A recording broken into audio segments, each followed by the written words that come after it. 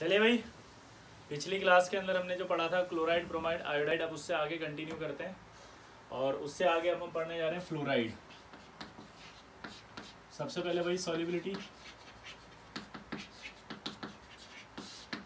जो है वो डिटेल में मैंने दी हुई है। नॉर्मल जितनी आपको याद होनी चाहिए एकदम वो मैं बोल देता हूँ। All are insoluble,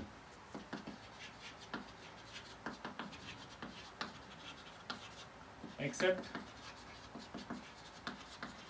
BeF2 and AgF, ये सॉल्युबल होते हैं दोनों।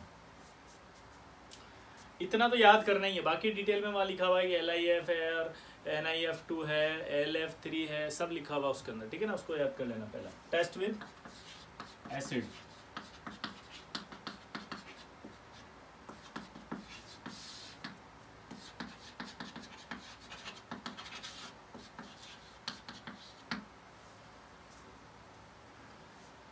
टेस्ट विद एसिड एक इंपॉर्टेंट एसिड है, ध्यान देना इधर। उसमें क्या होता है देखो, F minus plus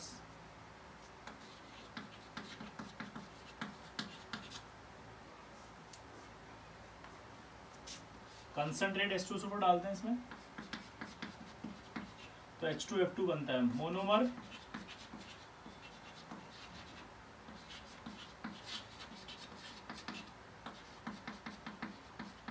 does not exist due to H bond। ये उठता है ऊपर, रिएक्ट करता है विद SiO2 और ये SiO2 कहाँ है? प्रेजेंट इन ग्लास, ठीक है। तो रिएक्ट विद SiO2 जो प्रेजेंट होता है ग्लास के अंदर, उससे रिएक्ट करके बनाता है SiF4।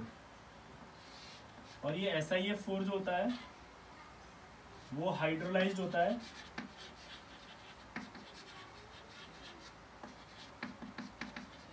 विद ग्लास रोड और बनाता है ये H4SiO4 सिलिसिक एसिड। और इस सिलिसिक एसिड की बनती है वाइट फ्यूम्स, ठीक है। इसको पहले नोट करो, इंपॉर्टेंट है। जल्दी से 2 मिनट का है ये, फटाफट से नोट करो।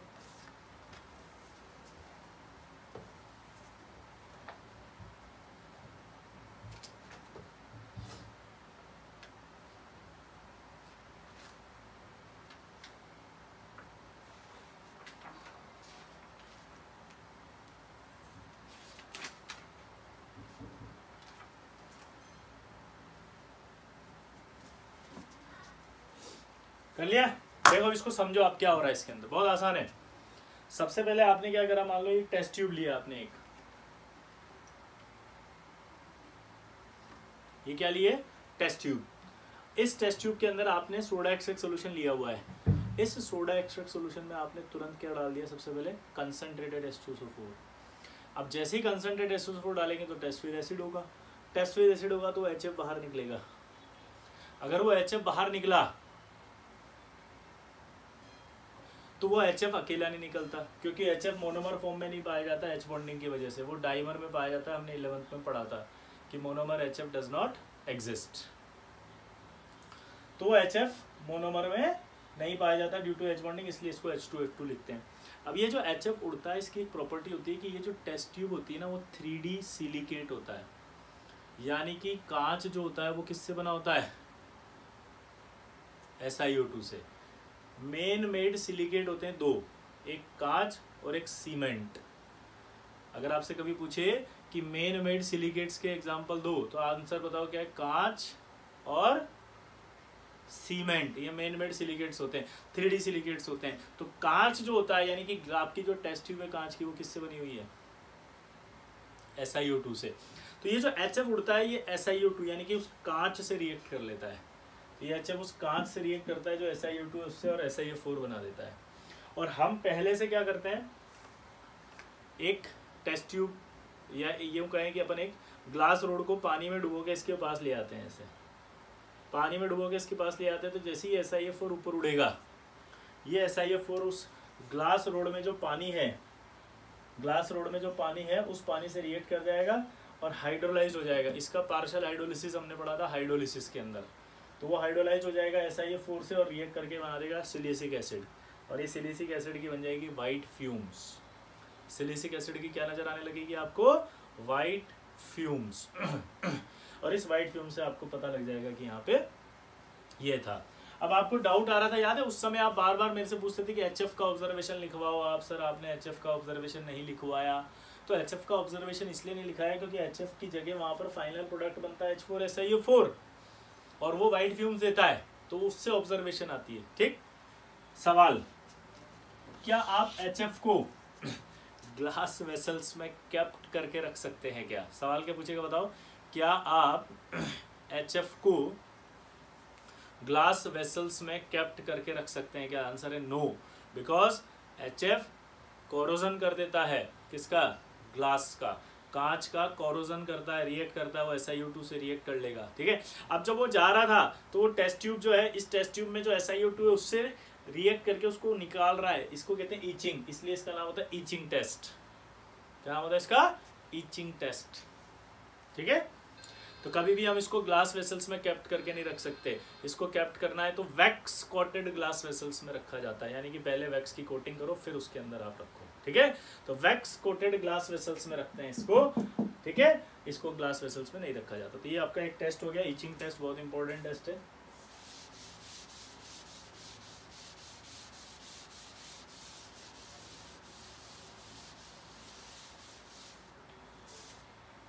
अब बात आती है आगे टेस्ट विद CaCl2 और MgCl2। इनसे अगर आप रिएक्ट कराएंगे F- की तो आपके CaCl2 और MgCl2 से रिएक्ट करके बनाएगा आपका CaF2 और MgF2 वाइट PPT। ठीक है। सिंपल सा टेस्ट है, कोई खास नहीं है। टेस्ट विद FeCl3, ये इंपॉर्टेंट है। अगर F- की FeCl3 से रिएक्ट कराते हैं और अगर आपने F- के लिए सॉल्ट लिया हुआ है सोडियम का, तो रिएक्ट करके ये बनाता है Na3FeF6 white crystalline precipitate.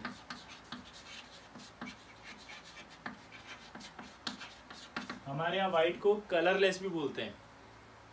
White crystalline PPT बनता है और ये कॉम्प्लेक्स कंपाउंड में आया था। अगर याद हो तो हमने कलर ऑफ कॉम्प्लेक्स कंपाउंड पढ़ा था और वहां पर हमने कहा था कि जो कलर ऑफ कॉम्प्लेक्स कंपाउंड होते हैं उनमें Fe ये था FeF6 3- कलरलेस बताया था मैंने, जबकि ये D5 कॉन्फ़िगरेशन रखता है फिर भी ये कलरलेस होता है। ठीक है। तो ये इंपॉर्टेंट था, वाइट क्रिस्टलाइन प्रेसिपिटेट बनेगा। और एक खास बात और बताता हूं मैं आपको कि Fe+3 जो होता है वो थायोसाइनेट से रिएक्ट करके FeSCN होल थ्राइस बनाता है। और ये कॉम्प्लेक्स आपको पता है कैसा होता है? ब्लड रेड कलर का। Fe+2 ऐसा कोई कॉम्प्लेक्स नहीं बनाता। इसका मतलब समझे आप कि अगर Fe+3 और Fe+2 में अगर आइडेंटिफिकेशन करना हो तो आप थायोसाइनेट से रिएक्ट कराओ। अगर ब्लड रेड कलर बना दिया किसी ने तो वो आपका Fe+3 है, नहीं बनाया तो वो क्या है? Fe+2। तो Fe+3 और Fe+2 में ऐसे आइडेंटिफिकेशन कर सकते हो, डिस्टिंक्शन हो गया। सवाल क्या पूछ रहा है कि यहाँ भी Fe+3 आयन है, तो क्या ये Fe+3 आयन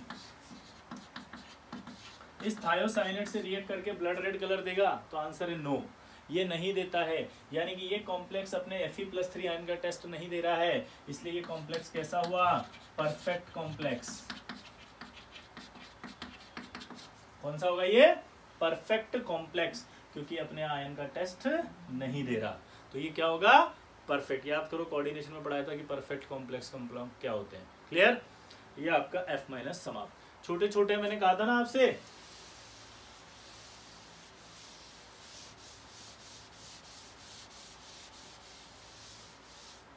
F- के बाद आता है बोरेट आयन।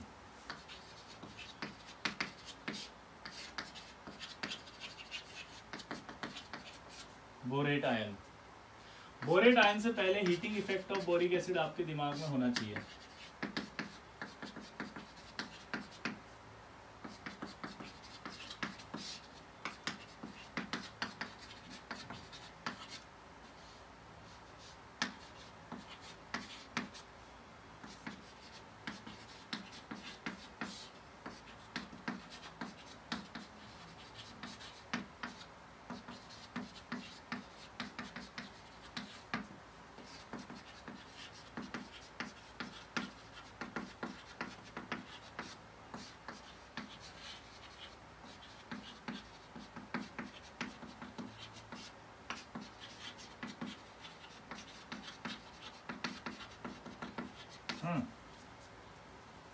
बोरिक एसिड का हीटिंग इफेक्ट है कि अगर बोरिक एसिड को 100 डिग्री पर आप हीट करेंगे तो पहले बनेगा मेटाबोरिक एसिड, यह आपका HBO2 का नाम है मेटाबोरिक एसिड।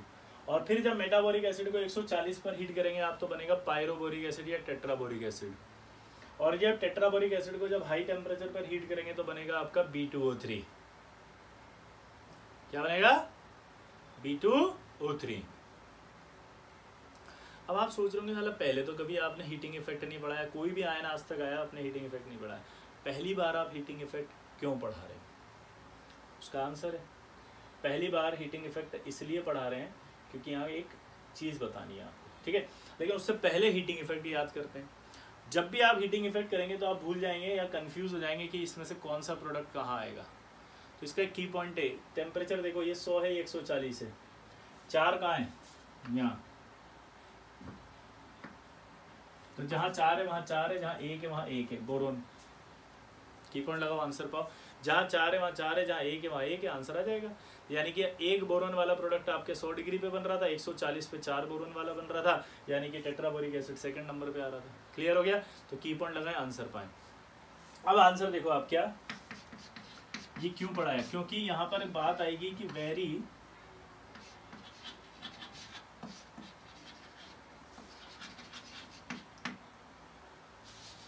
ठीक है, few salts of borate ion,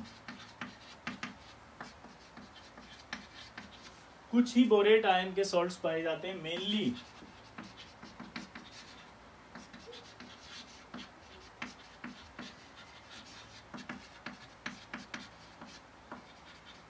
metaborate salts and tetraborate salts. Mainly कौन से? मेटाबोरेट या टेट्राबोरेट। यानी कि आपको बोरेट आयन का टेस्ट लगाने के लिए जो सॉल्ट दिया जाएगा वो बहुत कम पाए जाते हैं, वो सिर्फ या तो मेटाबोरेट देंगे या टेट्राबोरेट देंगे। यानी कि आपको टेस्ट करने के लिए जो सॉल्ट मिलेगा या तो वो Na2BO2 देगा या वो Na2B4O7 देगा। इस Na2B4O7 का एक खास नाम है बोरेक्स। यानी कि बोरेट आयन का टेस्ट करने के लिए जो सॉल्ट दिया जाएगा वो बोरेक्स आएगा। और बोरेक्स का एनायन आप देखोगे अगर, तो आप देखोगे यार B4O7-2 है, ठीक है। और यहाँ बोरेट आयन का आपका फॉर्मूला लिखा है BO3 आप कंफ्यूज हो जाओगे, आप कहोगे कि यार ये पढ़ाया था आपने ये कहाँ पढ़ाया, इसकी रिएक्शन कैसे करूँ? तो भाई अब समझ में आया कि ये तो है आयन का रिप्रेजेंटेशन और ये है सॉल्ट। किसी भी आयन का टेस्ट करने के लिए क्या दिया जाता है? उसका सॉल्ट। तो इसका मतलब बोरेट आयन का टेस्ट करेंगे तो एनायन चाहे ये लिखा हो चाहे ये लिखा हो, फॉर्मूले में आपको एक ही बात माननी है, चाहे ये लिखा हो। इन तीनों के टेस्ट एक ही आएंगे जो हैं। क्लियर हो गया? इसलिए आपको ये सारा मैंने पढ़ाया। क्लियर? तो क्या समझ में आया कि very few borate salts are known, मतलब बहुत कम बोरेट सॉल्ट्स हमें पता होंगे, ठीक है। मेनली कौन से होंगे? मेटाबोरेट और टेट्राबोरेट। टेट्राबोरेट सॉल्ट में स्पेसिफिक नाम क्या है? बोरेक्स। तो यानी बोरेट आयन का टेस्ट लगाने के लिए आपको जो आयन दिया जाएगा वो बोरेट दिया जाएगा।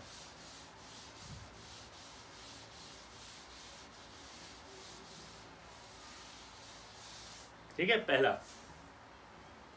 अब पहला पढ़ रहे हैं हम टेस्ट विद एसिड।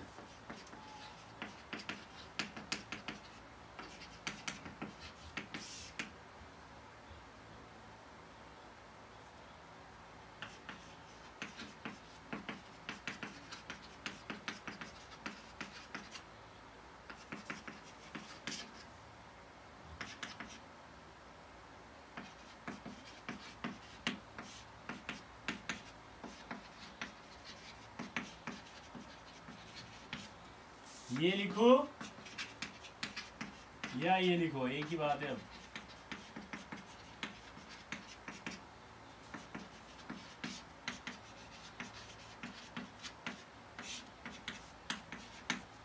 इस तरह से लिखो बोरेट आयन, तब भी बोरिक एसिड बनेगा।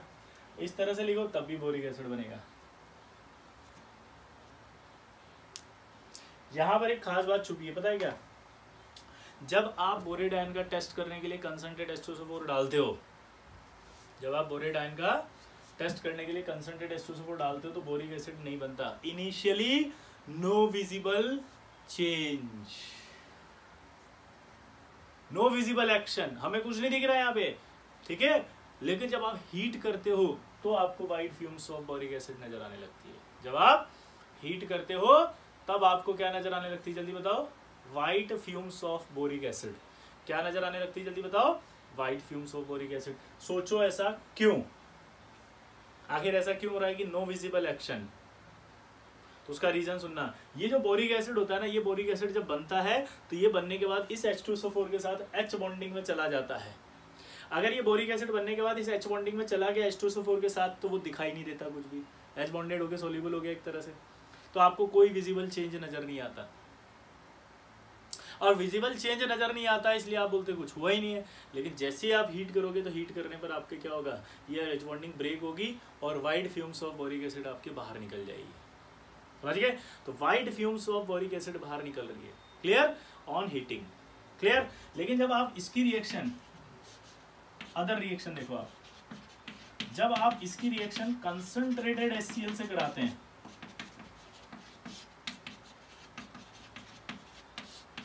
तो आपके व्हाइट प्रेसिपिटेट नजर आता है। सवाल समझ रहे हैं आप? कंसंट्रेट H2SO4 के साथ हीट करने पर तो white fumes of boric acid नजर आ रही है, लेकिन अगर कंसंट्रेट HCl ले लेते हैं तो आपके पास white PPT of boric acid नजर आता है। इनिशियली स्टार्टिंग में दिख जाता व्हाइट पीपीटी, कोई ऐसा कुछ नहीं हो रहा। अब सवाल है ऐसा क्यों, यहाँ ऐसा चेंज क्यों आ रहा है, जल्दी बताओ, सोचो।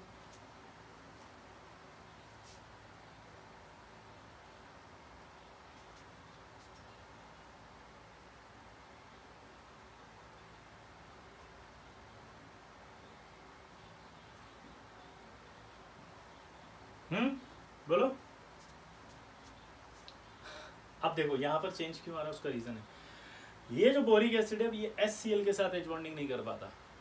अगर ये बोरिक एसिड HCl के साथ H बॉन्डिंग नहीं कर पाता तो ये बोरिक एसिड खुद के साथ ही H बॉन्डिंग कर लेगा, और अगर ये खुद के साथ ही H बॉन्डिंग कर लेगा तो फिर क्या हो जाएगा, सॉलिड हो जाएगा। हमने पढ़ा था H बॉन्डिंग करता है बोरिक एसिड खुद के साथ और वो सॉलिड फॉर्म में पाया जाता है, फिर तो वाइट कलर का आ जाता है ये बोरिक एसिड, फिर white PPT.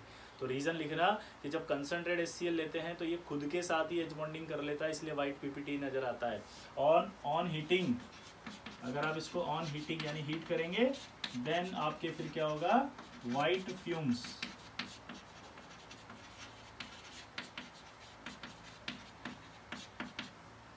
White fumes of boric acid फिर बाहर आती है। ऑन हीटिंग क्या होता है, white fumes of boric acid बाहर आती हैं, क्लियर। बोरिक एसिड की खास बात आपको पहले भी पढ़ाई थी, boric acid is a weak monobasic Lewis acid, it is not a proton donor acid, ठीक है। दूसरी बात, ये पानी में स्पेरेंगली सॉल्यूबल होता है बट हॉट वाटर में कंप्लीट सॉल्यूबल होता है, सोपी टच होता है इसके अंदर। अगला, ये एक एंटीसेप्टिक के तौर पे भी यूज किया जाता है, याद आया, माइल्ड एंटीसेप्टिक होता है बोरिक एसिड, ठीक। तो यह आपका पहला टेस्ट विद एसिड इंपॉर्टेंट था जो कि एग्जाम में आता है इनको, ठीक है।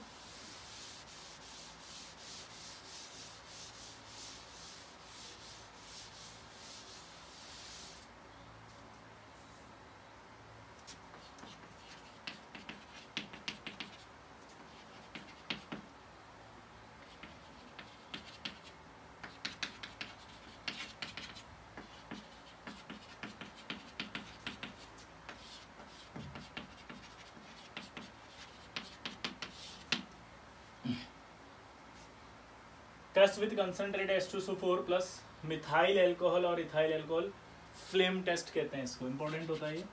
इस टेस्ट में क्या होता है जरा देखना, जैसे मान लो ये आपका बोरेट आयन आया, या ये ऐसे लिख दें बोरिक एसिड में प्लस कंसंट्रेटेड H2SO4 आएगा, तो इनिशियली आपको पता है बोरिक एसिड बनेगा।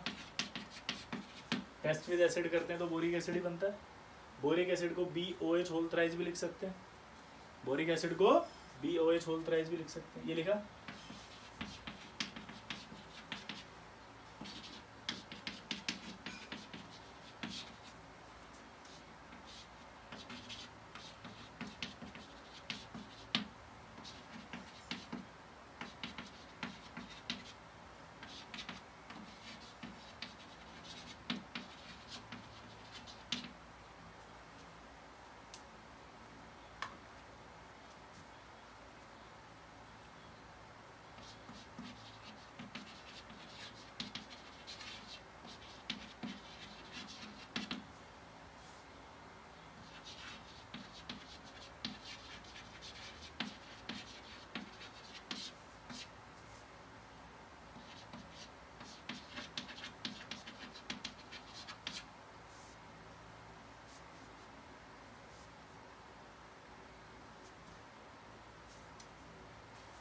इस टेस्ट को करते कैसे हैं वो देखना।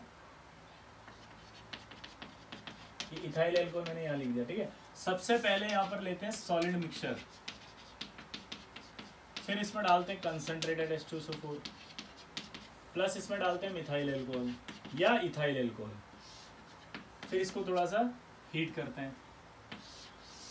हीटिंग करने पर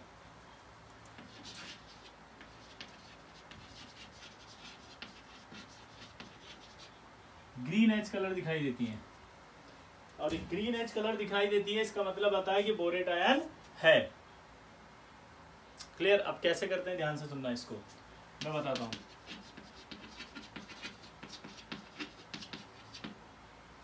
सबसे पहले एक प्लेटिनम वायर लेते हैं, इसको करने का प्रोसेस समझना पहले, ठीक है। फ्लेम टेस्ट को जो हम कर रहे हैं किसका, बोरेट आयन का। सबसे पहले क्या लेते हैं, प्लेटिनम वायर, और इसका ये एंड पार्ट मोड़ देते हैं। लाइक ये आपका प्लेटिनम वायर है, इसका एंड पार्ट मैंने मोड़ दिया, तो एक लूप बन गया ये। उसके बाद हम क्या करते हैं, जो हमें मिक्सचर दिया गया है सॉलिड मिक्सचर, यानी कि सोडा एक्सेक सोल्यूशन नहीं बनाना, सॉलिड मिक्सचर है। सॉलिड मिक्सचर को लेकर के हमने उसको डाल दिया एक बाउल के अंदर, फिर उसके अंदर डालिए कंसनट्रेट H2SO4 और फिर उसमें डाल दिया हल्का सा मिथाइल एल्कोहल। मिथाइल एल्कोहल पीना नहीं है ना, मिथाइल एल्कोहल, मिथाइल एल्कोहल। अब सवाल ये आता है कि दोनों में से कौन सा यूज़ करें, तो हम यहाँ पर मिथाइल एल्कोहल और इथाइल एल्कोहल में मिथाइल एल्कोहल को प्रीफर कर सकते हैं, क्योंकि मिथाइल एल्कोहल में H बॉन्डिंग नहीं होती H बॉन्डिंग नहीं होती है, मतलब कम होती है, तो उस वजह से वो क्या करता है, लेस वोलेटाइल होगा या मोर वोलेटाइल, मोर वोलेटाइल होगा। इथाइल एल्कोहल में H बॉन्डिंग ज़्यादा होती है, इसलिए वो लेस वोलेटाइल होता है। लेस वोलेटाइल होने की वजह से वो यहाँ पर यूज़ नहीं किया जाता, क्योंकि हमें जो प्रोडक्ट चाहिए वो मोर वोलेटाइल चाहिए। मोर वोलेटाइल क्यों चाहिए वो बताता हूँ। तो पहले अपन ने सॉलिड मिक्सचर लिया, उसमें कंसंट्रेटेड H2SO4 डाल दिया, और फिर उसके अंदर क्या कर दिया, मिथाइल एल्कोहल डाल दिया और पेस्ट बना लिया। ऐसे पेस्ट बनने के बाद आपने प्लेटिनम वायर लिया और वायर उस पेस्ट में ऐसे ऐसे प्रेस किया, तो पूरा का पूरा ये सॉल्ट चिपक जाएगा, नहीं चिपक जाएगा इसमें।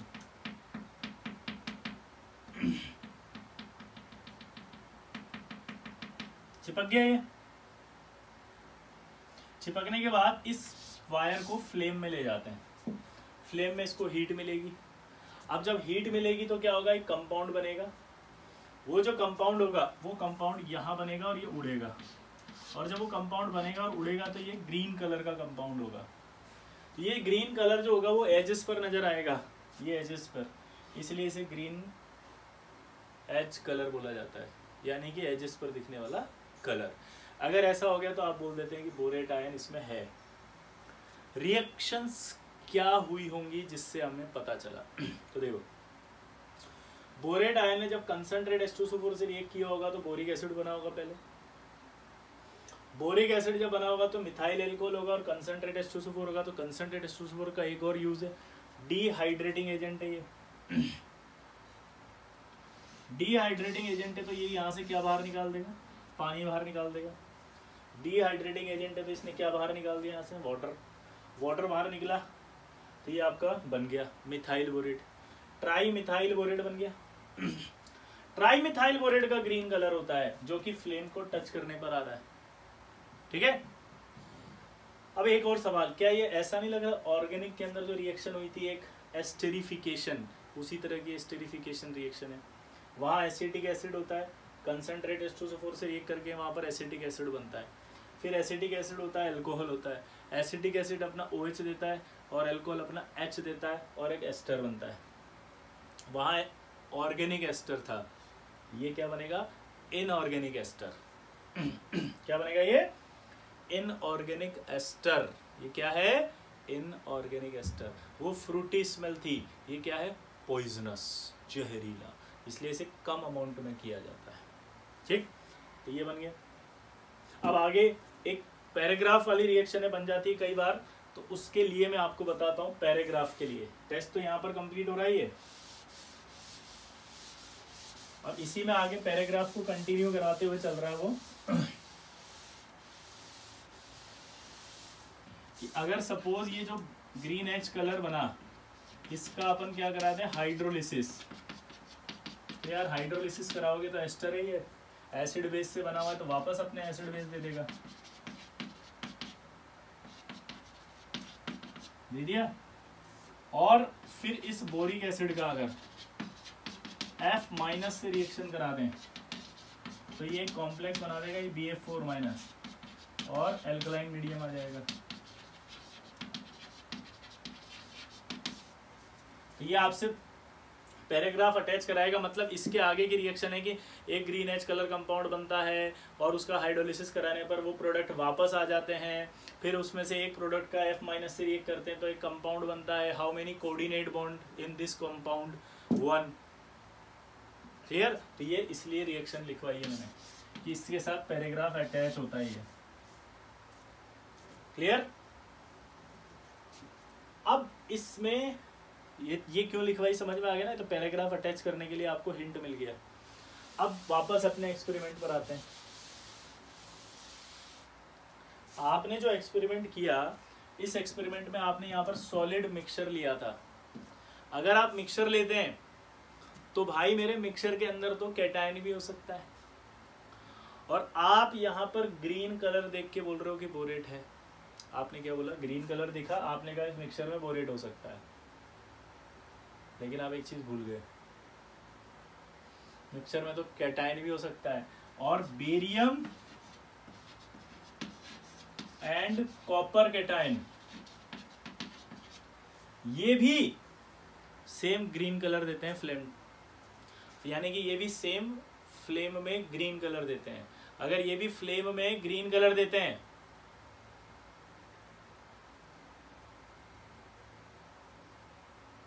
ये भी फ्लेम में अगर ग्रीन कलर देते हैं तो फिर कैसे पता चलेगा कि ये ग्रीन कलर इसकी वजह से आया या बोरेट की वजह से आया? तो ये कन्फ्यूजन क्रिएट हो गया, इसलिए इस टेस्ट को मॉडिफाई किया गया। तो आपको नोट करके यहाँ लिखना पड़ेगा क्या कि barium and copper cation also give green colour to the flame, so this test is modified. और इन मॉडिफाइड टेस्ट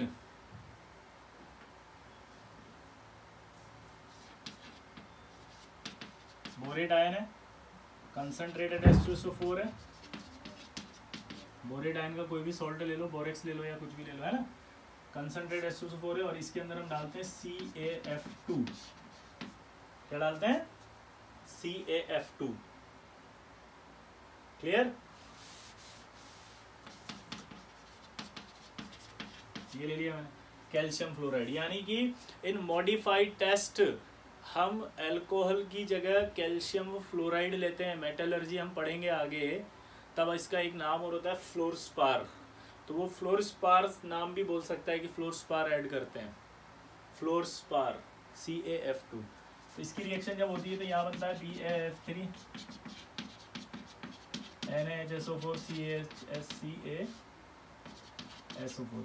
ये जो BF3 होता है ये एक्सट्रीम वोलेटाइल,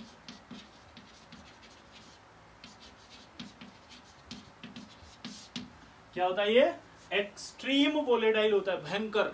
ठीक है। अब इस टेस्ट को करते कैसे पहले वो समझना।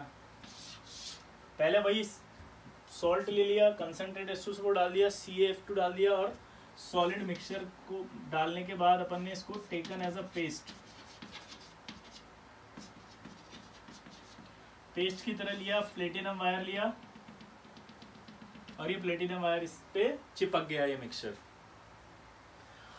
अब क्या कर रहे हैं हम इसको फ्लेम में टच नहीं कर रहे। जैसे पहले तो इसको फ्लेम में टच किया था, अंदर लेके गए थे इसको और फिर हीट किया था। अब यहाँ दूर से कर रहे हैं। तो यार एक बात बताओ, अगर मान लो कोई आग जल रही है और मैं आग के अंदर जाके हीट महसूस कर रहा हूँ, एक पॉसिबिलिटी, और दूसरा मैं थोड़ा दूर खड़ा हो रहा हूँ और हीट महसूस कर रहा हूँ, दूसरी पॉसिबिलिटी। तो दूसरी पॉसिबिलिटी में भी हीट तो आएगी ना, टेम्परेचर तो आ जाएगा ना। तो इसको टेम्परेचर मिलेगा तो BF3 बनेगा। एक्सट्रीमली वोलेटाइल प्रोडक्ट है तो उड़ता हुआ जाएगा सीधा और फ्लेम के टच कर देगा ऐसे, तो ये ग्रीन कलर दे देगा वापस। तो ये फ्लेम को ग्रीन कलर दे रहा है, लेकिन इस बार हमने सॉल्ट को टच नहीं किया है इसके साथ, फ्लेम के साथ। तो ये बिना टच किए अगर कोई ग्रीन कलर दे रहा है दूर से ही, तो वो फिर BF3 बन रहा है, तभी दे रहा है क्योंकि BF3 एक्सट्रीम वोलेटाइल है। और अगर BF3 बन रहा है तो बोरोन कहाँ से आया होगा? यहाँ से, ये सॉलिड मिक्सचर से। इसी में बोरेट होगा, इसी में बोरोन का कोई एनायन होगा, तो बोरेट होगा वो। इससे पता चलता है फिर कंफर्म कि वो बोरेट है। क्यों? क्योंकि इस एक्सपेरिमेंटल कंडीशन पर barium and copper cation do not form any volatile product, such volatile product. इस एक्सपेरिमेंटल कंडीशन पर बेरियम एंड कॉपर इस तरह का एक्सट्रीम वोलेटाइल प्रोडक्ट नहीं बनाते। आराम से समझो, हमने एक मिक्सचर लिया, उस मिक्सचर के अंदर बोरेट हो सकता था, मैंने उसमें कंसनट्रेटेड H2SO4 डाल दिया और अल्कोहल डाल दिया, पेस्ट बना लिया, प्लेटिनम वायर लिया, उसमें डिप किया और फ्लेम में हीट कर दिया, ग्रीन कलर दिखा, तो मैंने कह दिया यार कि बोरेट है, आंसर आ गया। लेकिन अब यहाँ डाउट आया कि ग्रीन कलर से आप आइडेंटिफाई कर रहे हो बोरेट है, तो ग्रीन कलर तो बेरियम और कॉपर भी देते हैं, तो आपने मिक्सचर लिया था सॉलिड मिक्सचर, यानी उसमें केटाइन भी हो सकता था, तो वो ग्रीन कलर केटाइन का आया, बेरियम और कॉपर का आया, बोरेट का आया, मुझे नहीं पता चला। तो अब क्या करें? उस कंडीशन में इस टेस्ट को मॉडिफाई किया गया। मिथाइल अल्कोहल की जगह हमने क्या डाल दिया? Calcium fluoride. इसका एक नाम और क्या था? फ्लोरस्पार। कैल्शियम फ्लोराइड डालने के बाद हमने क्या करा, इसको फिर से प्लेटिनम वायर लिया, इसमें डिप किया, अब की बार फ्लेम के अंदर नहीं लगे, दूर से हीट किया, दूर से हीट करने पर BF3 बना, वो एक्सट्रीम वोलेटाइल था, उड़ता गया और सबको ग्रीन कलर दे दिया। तो कंफर्म हो गया कि ये बोरेट है। क्यों? क्योंकि अब हम बोलेंगे कि ये जो है वो इस तरह से उड़ते हुए कलर आ रहा है वहाँ फ्लेम में, तो इसका मतलब BF3 बना होगा, क्योंकि बेरियम और कॉपर इस तरह का कोई एक्सट्रीम वोलेटाइल प्रोडक्ट नहीं बनाते इस एक्सपेरिमेंटल कंडीशन पर। तो कंफर्म हो जाता है फिर के बोरेट। ठीक है, ये आपका इंपॉर्टेंट टेस्ट था।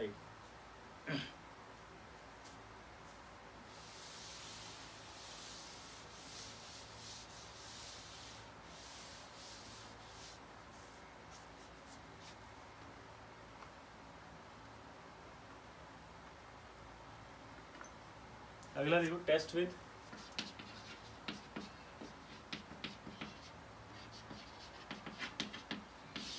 AgNO3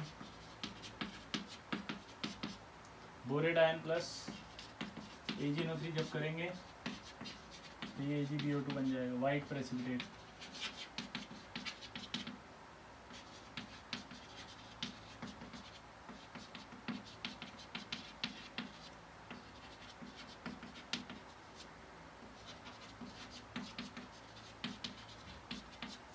dilute HNO3 ammonia and acetic acid, ये एसिटिक एसिड में सॉल्युबल होता है, ये आपको याद रखना है। ठीक है, ये आपका बोरेट आयन भी समाप्त। छोटे छोटे थे, मैंने कहा था ना, ज्यादा बड़े बड़े नहीं है। देखो आप, अगला आएगा ऑक्सलेट आयन।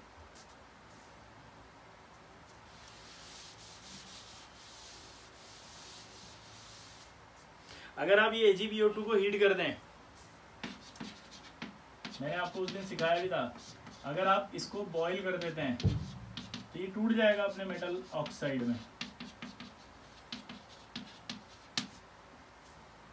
क्योंकि सिल्वर जो है उसका हीटिंग इफेक्ट जो है वो कम होता है, मतलब हीटिंग कम पे ही टूट जाता है वो। तो जैसे आप इसको हीट करोगे तो हीट करने पर Ag2 में आ जाएगा। अब इसे बॉयल लिखो या एक्वस सस्पेंशन लिखो, एक ही बात है। ठीक है,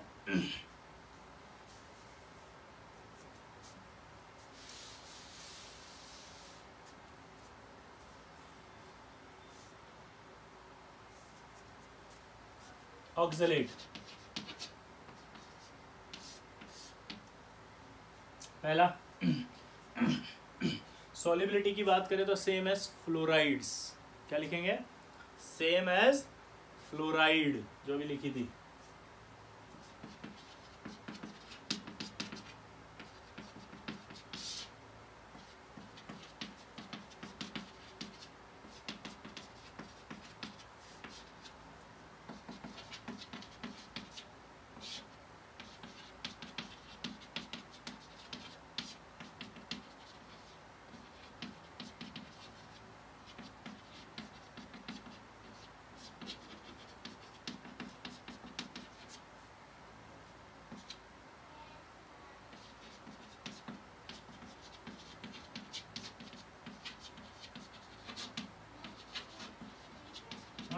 देखो इधर, ये ऑक्सलेट है, कंसंट्रेटेड H2SO4 से रिएक्ट कराएंगे तो पहले ऑक्सैलिक एसिड बनेगा, ये ऑक्सैलिक एसिड कंसंट्रेटेड H2SO4 से वापस रिएक्ट करेगा तो आपको पता ही है डिहाइड्रेटिंग एजेंट है, पानी निकाल देगा, पानी निकल गया तो CO प्लस CO2 बनी, CO2 को लाइम वाटर से पास करते तो क्या बनती है, वाइट टर्बिडिटी। इसका मैंने बताया था burn with blue flames. PdCl2 से पास करते तो पैलेडियम का ब्लैक प्रेसिपिटेट। तो यहाँ दो दो आइडेंटिफिकेशन हो सकते हैं, CO के भी और CO2 के भी। ये आपका टेस्ट विद एसिड हो गया, सिंपल है, तो कुछ भी नहीं है इसमें, CO प्लस CO2 बनती है।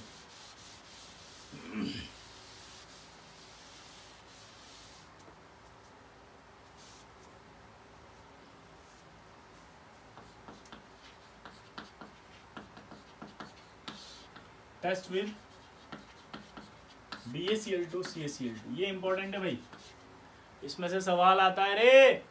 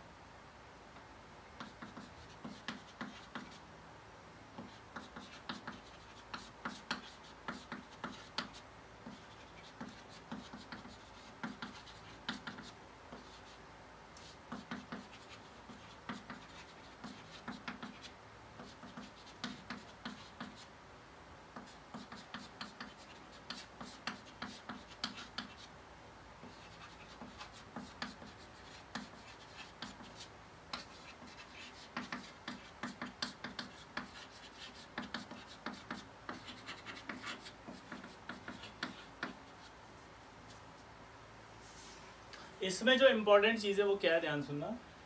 ये जब इससे रिएक्ट करेगा ऑक्सलेट, जब BaCl2 से रिएक्ट करेगा तो बेरियम ऑक्सलेट बनेगा, बेरियम ऑक्सलेट का वाइट प्रेसिपिटेट, कैल्शियम ऑक्सलेट बनेगा, कैल्शियम ऑक्सलेट का वाइट PPT। क्या बोला जल्दी बताओ।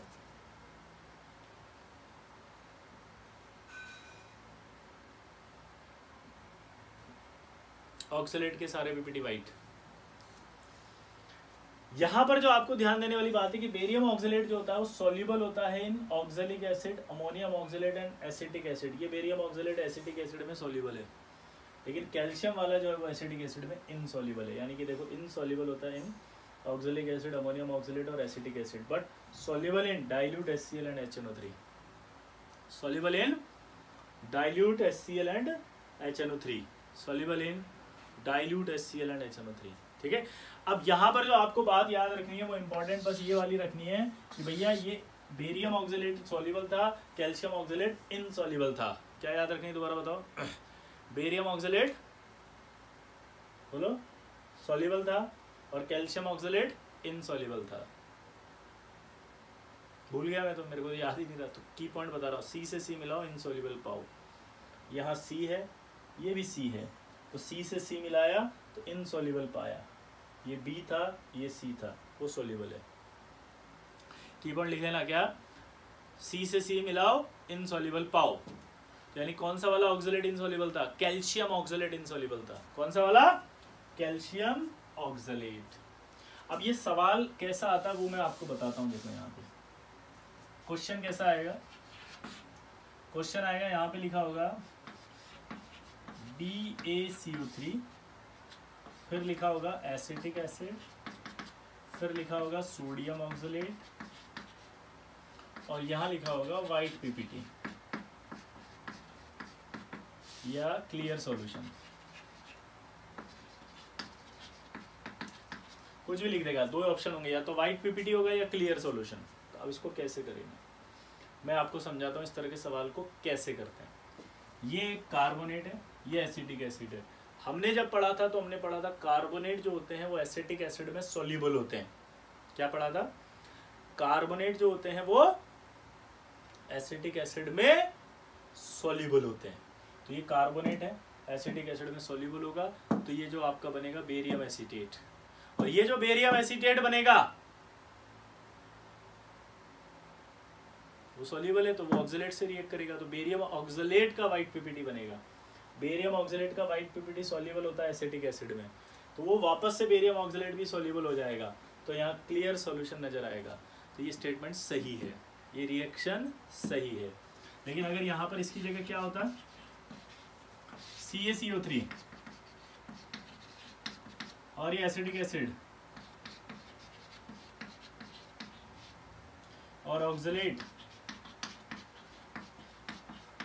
और यहाँ व्हाइट पीपीटी। अब बताओ, ये आपका CaCO3 है, ये एसिटिक एसिड है, ये एसिटिक एसिड में सॉल्युबल हो जाएगा क्योंकि कार्बोनेट है, ऑक्सलेट नहीं है, कार्बोनेट है। कार्बोनेट में जाके देखना, वहाँ लिखा है एसिटिक एसिड में सॉल्युबल। ये एसिटिक एसिड में सॉल्युबल होकर कैल्शियम फ्री हो गया। अब वो कैल्शियम रिएक्ट करेगा ऑक्सलेट से, ऑक्सलेट से रिएक्ट करके बनाएगा calcium oxalate. Calcium oxalate insoluble है एसिटिक एसिड में। तो यहाँ व्हाइट पीपीटी नजर आएगा किसका, कैल्शियम ऑक्सलेट का। तो ये दोनों स्टेटमेंट क्या है, ट्रू। ये दोनों रिएक्शन क्या है, ट्रू। ऐसे सवाल पूछेगा, ट्रू और फॉल्स बताओ। इस रिएक्शन के लिए क्या बोलेगा वो, ट्रू या फॉल्स बता देंगे, बहुत आसान है। ठीक है,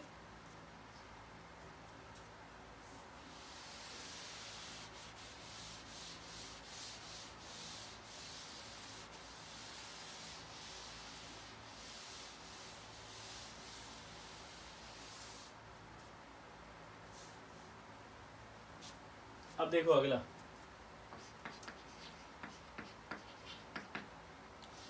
रेडॉक्स। जब हम बेरियम ऑक्सलेट या कैल्शियम ऑक्सलेट की MnO4- से रिएक्ट कराते हैं एसिडिक मीडियम में, तो देखो क्या हुआ, ये व्हाइट प्रेसिपिटेट है और ये कलरलेस है। यहां पर आप देखोगे तो ये +3 है,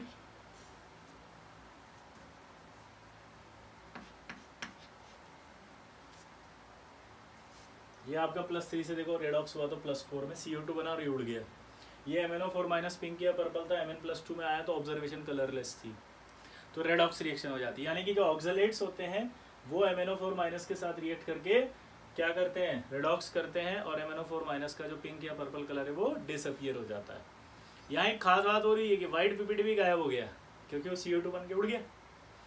तो यानी अगर कहीं पर ऐसा बोले कि यार एक व्हाइट पीपीटी है और कुछ डालने पर गायब हो रहा है, तो एक दिमाग में आएगा ना, रेडॉक्स रिएक्शन होती है तो ऑक्सलेट भी हो सकता है वो। इसी बेसिस पर आपका एक सवाल पूछता है कि एक व्हाइट पीपीटी है जिसका एनायन भी MnO4- के पिंक कलर को डीकलराइज कर रहा है और उसका कैटायन भी MnO4- के पिंक कलर को डीकलराइज कर रहा है, तो बताओ वो कंपाउंड कौन सा है। तो मैं आपको बताता हूं, देखो व्हाइट पीपीटी आया तो एक बार के लिए तो दिमाग खट से ऑक्सलेट पे लिया ना, ऑक्सलेट आयन तो कर ही रहा एनायन, लेकिन कैटायन ये नहीं है, बेरियम +2 नहीं कर रहा उसको। उस केस में जो है वो आपका या तो आयरन ऑक्सलेट होगा या टिन ऑक्सलेट होगा। रीजन, आयरन ऑक्सलेट में भी +2 चार्ज है ये, और टिन ऑक्सलेट में भी +2 चार्ज है, ये भी रिड्यूसिंग एजेंट है, ये भी रिड्यूसिंग एजेंट है, ये भी रिड्यूस करेगा MnO4- को, टिन +2 भी रिड्यूस करेगा MnO4-। तो ये दो ऑप्शन आंसर जा सकते हैं। कैसे, तो जब एक व्हाइट पीपीटी का कैटायन भी रिड्यूस कर रहा है MnO4- आयन को, एनायन भी रिड्यूस कर रहा है MnO4- आयन को।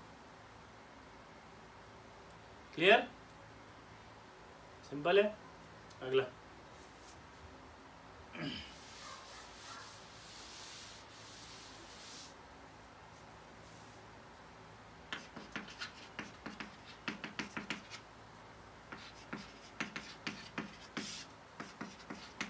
ऑक्सलेट की अगर AgNO3 से कराएंगे तो सिल्वर ऑक्सलेट बनेगा।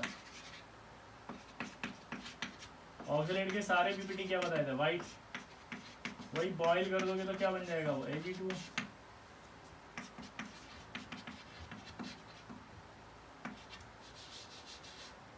ठीक है,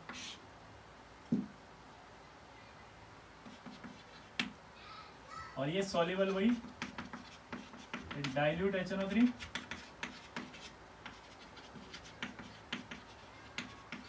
dilute HNO3 and ammonia solution. ठीक है, व्हाइट प्रेसिपिटेट सिल्वर ऑक्सलेट का। ठीक है ना, सिंपल है रिएक्शन। अगला,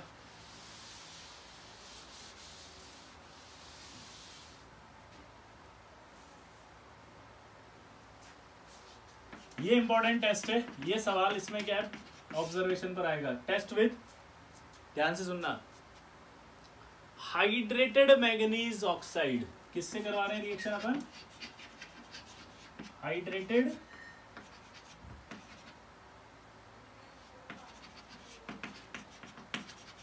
मैंगनीज ऑक्साइड। अब समझना पहले, फर्स्ट हम MnOSO4 की रिएक्शन कराते हैं NaOH से, तो ये Mn+2 होगा, Mn+2 एल्कलाइन सॉल्यूशन से रिएक्ट करेगा तो नो डाउट मैंगनीज हाइड्रोक्साइड बनेगा। ये जो मैंगनीज हाइड्रोक्साइड है ये एटमॉस्फेरिक ऑक्सीजन से ही ऑक्सीडाइज हो जाता है और ये बना देता है हाइड्रेटेड मैंगनीज ऑक्साइड। इसको ऐसे लिखो या ऐसे लिखो, ये होता है ब्राउन प्रेसिपिटेट। अब इस हाइड्रेटेड मैंगनीज ऑक्साइड की रिएक्शन हम ऑक्सलेट आयन से कराते हैं या एसिडिक मीडियम में, H2SO4 डाल देते हैं इसमें एसिडिक मीडियम, तो ये रेडॉक्स हो जाती है और एक कॉम्प्लेक्स बन जाएगा यहाँ।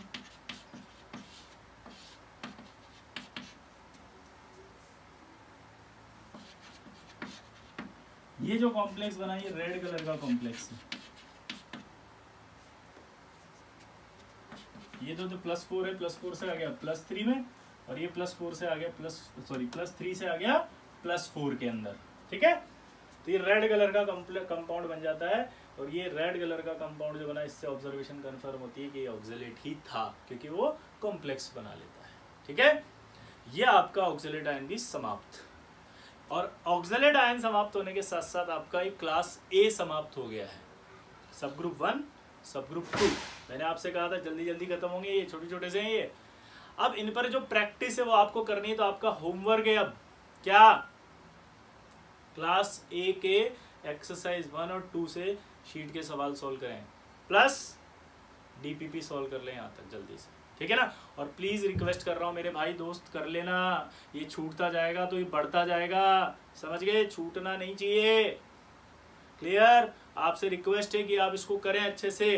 देखिए सॉल्ट एनालिसिस में आपकी जो गलतफहमी मैं दूर कर दूं, कभी भी आप अगर ये सोचेंगे कि हमें ऐसा याद हो जाए बिल्कुल जैसा सर को याद है, आज याद हो ना कल याद हो, आपको सिर्फ पढ़ने से, 2 बार पढ़ने से एक एबिलिटी डेवलप होगी कि 4 ऑप्शन देख के टिक हो जाए। तो अगर आप जब होमवर्क कर रहे हैं और आपको ये एबिलिटी डेवलप हो रही है कि यार आपको समझ में आ रहा है कि आंसर ये है और वो सही है, तो समझना आपको सॉल्ट याद है। दूसरे बच्चे जिनसे होमवर्क करने पर एक बार में सवाल ही नहीं बन रहा और वापस कॉपी देखनी पड़ रही है, इसका मतलब समझना आपको 2 बार पढ़ने की जरूरत है। और बनाएं आप सवाल ऐसे ही बनाएं कि जब नहीं बन रहा तो कॉपी देख के उसको सॉल्व करें, ठीक है, टेंशन मत लेना। चलिए मिलते हैं अगली क्लास में, बेस्ट ऑफ लक।